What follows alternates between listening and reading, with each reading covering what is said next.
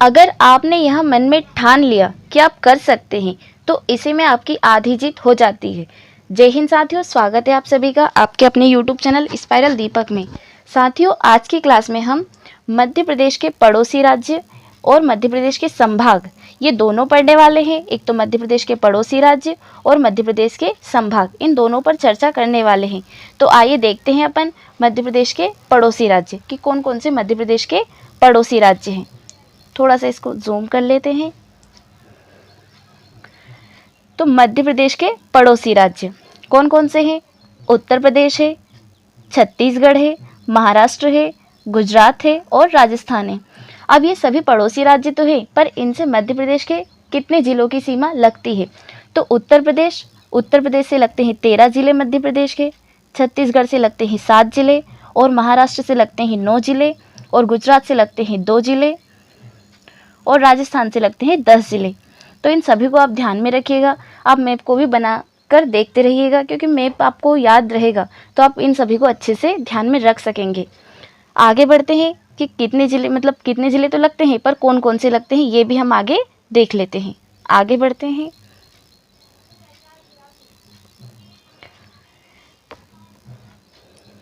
सीमावर्ती जिले, जैसे यूपी के 13 जिले लगते हैं, तो 13 जिले कौन कौन से लगते हैं वो देख लेते हैं। तो कौन कौन से? मुरैना, भिंड, दतिया, शिवपुरी, अशोकनगर, सागर, टीकमगढ़, निवाड़ी, छतरपुर, पन्ना, सतना, रीवा, सिंगरौली। अब जो मध्य प्रदेश की सबसे लंबी सीमा है वो किससे लगती है? उत्तर प्रदेश से लगती है। क्यों लगती है? क्योंकि 13 जिले इससे लगते हैं, तो सबसे लंबी सीमा किससे लगेगी? उत्तर प्रदेश से लगेगी। तो इसको आप ध्यान में रखिएगा। सबसे लंबी सीमा किससे लगती है? तो ये लगती है यूपी से, ध्यान में रखिएगा। उसके बाद में राजस्थान से लगते हैं 10 जिले। अब 10 जिले कौन कौन से हैं? तो ये है मुरैना, श्योपुर, शिवपुरी, गुना, राजगढ़, आगरमालवा, मंदसौर, नीमच, रतलाम। अब जैसे उत्तर प्रदेश है तो उत्तर प्रदेश से मुरैना भी लगता है और राजस्थान से मुरैना भी लगता है। तो मुरैना जिला ऐसा है जो यूपी से भी लगता है और राजस्थान से भी लगता है, इसको आप ध्यान में रखिएगा। एक शिवपुरी भी है जो उत्तर प्रदेश से भी लगता है और राजस्थान से भी लगता है। उसके बाद में देख लेते हैं गुजरात से। तो गुजरात से कितने जिले लगते हैं? 2 जिले लगते हैं। कौन कौन से? एक तो अलीराजपुर और एक झाबुआ। अब जो मध्य प्रदेश की सबसे कम सीमा है वो किससे लगती है? गुजरात से लगती है, क्योंकि सिर्फ 2 ही जिले गुजरात से लगते हैं मध्य प्रदेश के। कौन कौन से? एक तो अलीराजपुर और एक झाबुआ। उसके बाद में महाराष्ट्र। तो महाराष्ट्र से कितने जिले लगते हैं? 9 जिले लगते हैं। कौन कौन से? अलीराजपुर, बड़वानी, खरगोन, खंडवा, बुरहानपुर, बैतूल, छिंदवाड़ा, सिवनी और बालाघाट, ये सभी महाराष्ट्र से लगते हैं। छत्तीसगढ़ से 7 जिले लगते हैं। कौन कौन से?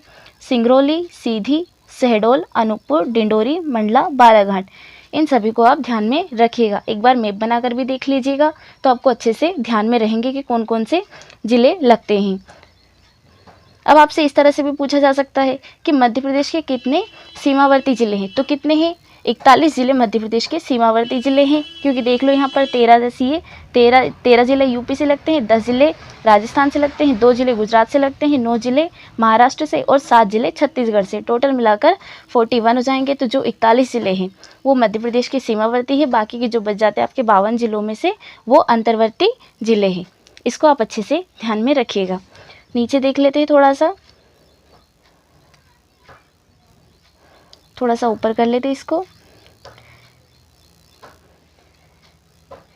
ये देखिए, आप ही की तरह एक क्वेश्चन फुल यहाँ पर ये देख रहा है भैया। क्या देख रहा है? तो मध्य प्रदेश जिला पोर्टल के अनुसार सीधी जिले की सीमा यूपी से नहीं लगती है। मतलब जो मध्य प्रदेश जिला पोर्टल है उसके अनुसार जो सीधी जिला है उसकी सीमा किससे नहीं लगती? तो उत्तर प्रदेश से नहीं लगती है। और मंडला जिले की सीमा छत्तीसगढ़ से लगती है। इसको आप अच्छे से ध्यान में रखिएगा। सीधी जिले की सीमा यूपी से नहीं लगती है और मंडला जिले की सीमा छत्तीसगढ़ से लगती है। एक यहाँ पर भी देख लेते हैं इम्पोर्टेंट फैक्ट क्या है। तो चयनित विद्यार्थी नीलेश ढींबरे जो मंडला जिले में पोस्टेड हैं, इनका कहना है कि मंडला जिले की बिछिया तहसील के देव गांव व मनोरी गांव की सीमा छत्तीसगढ़ से लगती है। जो एक चयनित विद्यार्थी हैं नीलेश ढींबरे, इनका कहना है कि मंडला जिले की बिछिया तहसील के देव गांव व मनोरी गांव की सीमा छत्तीसगढ़ से लगती है। ध्यान में रखिएगा। आगे बढ़ते हैं। आगे क्या है? तो आगे है हमारे मध्य प्रदेश के संभाग, इसको भी हम देख लेते हैं। तो मध्य प्रदेश में कितने संभाग है? मैंने आपको बताया था कितने संभाग है? 10 संभाग है। आपको अच्छे से ध्यान में भी है, पता भी है कौन कौन से हैं। तो ये है चंबल संभाग, ग्वालियर संभाग, भोपाल संभाग, सागर संभाग, रीवा संभाग, शहडोल संभाग, जबलपुर संभाग, नर्मदापुरम, इंदौर और उज्जैन। कितने? 10 संभाग है आपके। इन सभी को आप ध्यान में रखिएगा। आगे देखते हैं कि कौन कौन से संभाग में क्या है। आप मैप को बनाकर देखते रहिएगा, जिससे आपको अच्छे से चीज़ें याद रहेंगी। मैप के अकॉर्डिंग आप बहुत सारे क्वेश्चन को अच्छे से रख सकते हैं ध्यान में। अब देख लेते हैं कि कौन से संभाग में कितने जिले हैं। तो जो चंबल संभाग है, चंबल संभाग का मुख्यालय कहाँ पर है? तो ये है मुरैना में। इसको भी अच्छे से ध्यान में रखिएगा। बहुत बार जैसे संभाग का पूछ लेता है कि चंबल संभाग का मुख्यालय कहाँ पर है, तो कहाँ पर है? ये हो जाएगा मुरैना में। अब इसमें कितने ज़िले हैं? तो इसमें 3 ज़िले हैं। कौन कौन से? श्योपुर, मुरैना, भिंड। कौन कौन से ज़िले हैं? श्योपुर, मुरैना और भिंड। उसके बाद में ग्वालियर संभाग का देख लेते हैं। तो ग्वालियर संभाग का मुख्यालय कहाँ पर है? तो ये है ग्वालियर में। उसके बाद में इसमें कितने ज़िले हैं? तो इसमें 5 ज़िले हैं। कौन कौन से हैं? ग्वालियर, शिवपुरी, गुना, अशोकनगर, दतिया। उज्जैन संभाग का मुख्यालय कहाँ पर है? तो उज्जैन में ही है।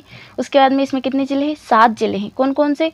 उज्जैन, देवास, रतलाम, शाजापुर, आगरमालवा, मंदसौर और नीमच। कितने ज़िले हैं इसमें? तो इसमें 7 ज़िले हैं। उसके बाद में इंदौर। तो इंदौर संभाग का मुख्यालय कहाँ पर है? तो इसका इंदौर में ही है। कहाँ पर है? इंदौर में। कितने ज़िले हैं इसमें? 8 ज़िले हैं। कौन कौन से? इंदौर, धार, अलीराजपुर, झाबुआ, खरगोन, बड़वानी, खंडवा और बुरहानपुर। सभी को अच्छे से ध्यान में रखिएगा। एक एक बार आप रिवाइज करके देखते रहिएगा इनको। उसके बाद में नर्मदापुरम। तो इसका मुख्यालय कहाँ पर है? होशंगाबाद में है। कितने ज़िले हैं इसमें? 3 हैं। कौन कौन से? होशंगाबाद, बैतूल और हरदा। भोपाल संभाग का मुख्यालय कहाँ पर है? तो भोपाल में ही है। कितने ज़िले हैं? 5 ज़िले हैं। कौन कौन से? भोपाल, रायसेन, राजगढ़, सीहोर और विदिशा। उसके बाद में देख लेते हैं अगला संभाग। तो कौन सा है? सागर संभाग। सागर संभाग का मुख्यालय कहाँ पर है? तो ये सागर में ही है। कितने ज़िले हैं? 6 ज़िले हैं। कौन कौन से हैं? एक सागर है, दमोह, पन्ना, छतरपुर, टीकमगढ़ और निवाड़ी।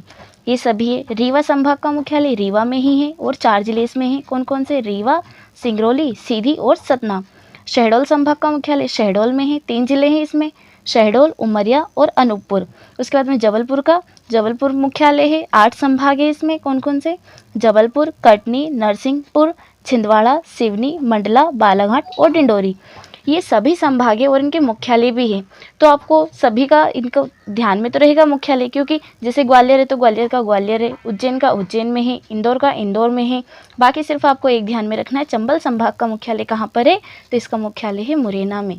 इसको ध्यान में रखिएगा। बाकी सभी जो संभाग है उनका मुख्यालय भी वहीं पर है। और एक प्रस्तावित संभाग है, कौन सा? रतलाम। कौन सा संभाग है? रतलाम, छिंदवाड़ा। इसको भी आप ध्यान में रखिएगा। आगे बढ़ते हैं। आगे देखते हैं विशेष पढ़ लेते हैं। मतलब एक इम्पोर्टेंट फैक्ट भी अपन देख लेते हैं। विशेष देख लेते हैं। इसमें विशेष क्या है? तो सर्वाधिक क्षेत्रफल वाला संभाग, मतलब सर्वाधिक क्षेत्रफल में फैला हुआ संभाग कौन सा है? जबलपुर है। आपने देखा, जैसे अभी अपन ने मैप को देखा था ऊपर, तो सर्वाधिक क्षेत्र वाला संभाग कौन सा है? जबलपुर है। देखो मैं आपको बता देती हूँ मैप में एक बार थोड़ा सा नीचे स्क्रॉल करके। जैसे क्षेत्रफल में पूछा, तो क्षेत्रफल में आप देख रहे हो कि ये सबसे बड़ा है। क्षेत्रफल की दृष्टि से कितना बड़ा दिख रहा है आपको? जैसे सभी छोटे हैं, तो जबलपुर क्षेत्रफल की दृष्टि से सबसे बड़ा संभाग है। आगे बढ़ते हैं।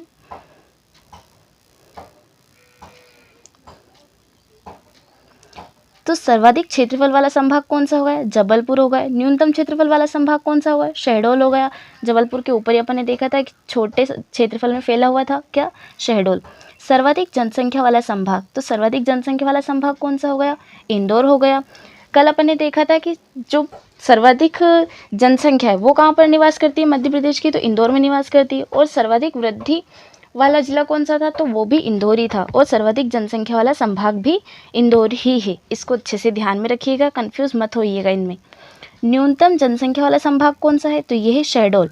अब न्यूनतम क्षेत्रफल वाला भी संभाग शहडोल है और जनसंख्या वाला संभाग भी शहडोल है, मतलब न्यूनतम में। न्यूनतम लिंगानुपात वाला संभाग चंबल है। सर्वाधिक साक्षरता वाला संभाग ये जबलपुर है।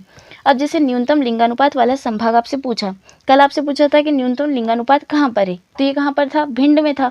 तो भिंड कौन से संभाग के अंतर्गत आता है, सॉरी पेन चल गई थोड़ी सी, इसको हटा देते हैं।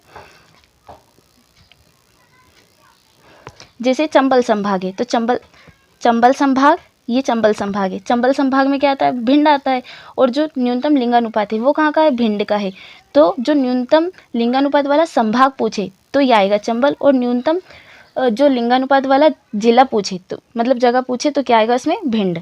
अच्छे से ध्यान में रखिए। आगे देख लेते हैं थोड़ा सा और क्या बचा है।